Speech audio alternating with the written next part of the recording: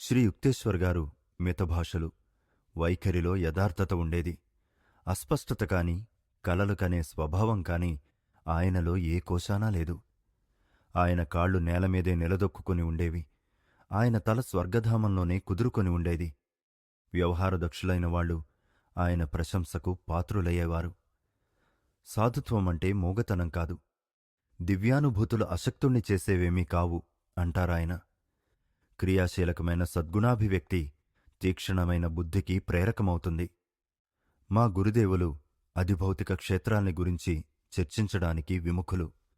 ఆయన ప్రసరించే ఒకే ఒక అద్భుత ప్రభ పరిపూర్ణమైన సరళత్వం.